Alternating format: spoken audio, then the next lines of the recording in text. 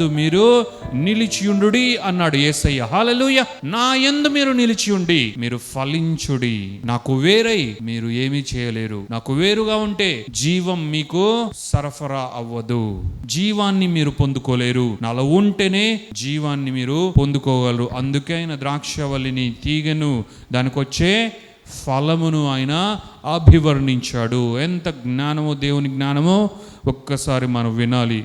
ఒక తీగ లేదంటే కొమ్మ చెట్టుకు వేరై ఏమైనా చేయగలదా?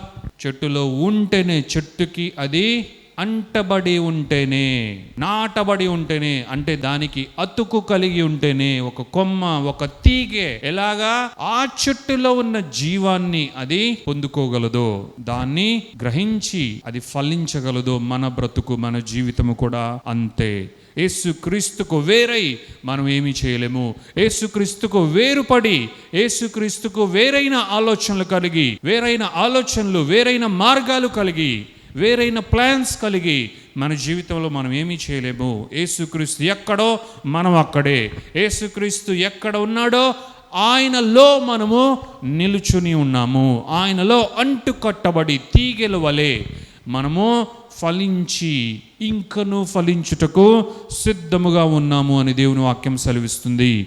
మనం ఫలించాలి, బాగా ఫలించాలి, గొప్పగా ఫలించాలి, బహుగా ఫలించాలి. గాడ్స్ ప్లాన్ ఇదే మన లైఫ్లో. హల్లెలూయా. అది అన్ని విషయంలో ఫలించాలి. దేవుడు మన కొరకు ఏ ప్లాన్స్ కలిగి ఉన్నాడో ఆ ప్లాన్స్ అన్నిట్లో మనము ఫ్రూట్ఫుల్గా ఉండాలి. హల్లెలూయా. యేసుక్రీస్తు నందు ఉంటేనే ఈ ఫలములు సాధ్యం. తీగ పక్కకు వెళ్ళి వేరైపోయి నాకు ఫలములు ఇంకా ఎందుకు రాలేదు అని అనుకుంటే అందులో మీనింగ్ లేదు. రక్షింపబడిన ఒక వ్యక్తి వేరైపోయి దేవుడిని లెక్క పెట్టక, దేవునితో సమయం గడపక, దేవుని సన్నిధిలో ఉండక, వాక్యాన్ని నిర్లక్ష్యం చేస్తూ ఆయన మార్గాలను, ఆయన స్వరాన్ని పెడచెవిన పెట్టుచు నేను ఎందుకు ఫలించట్లేదు, నేనెందుకు బాగుపడట్లేదు, నేనెందుకు అభివృద్ధి చెందట్లేదు అని ఎవరైనా ఒక విశ్వాసి అంటే అందులో అర్థం లేదు. ఎందుకంటే దేవుడు అంటూ ఉన్నాడు, ఆయనలోనే మన జీవం, యేసయ్యలోనే మన జీవం, యేసయ్యలోనే మన సమృద్ధి.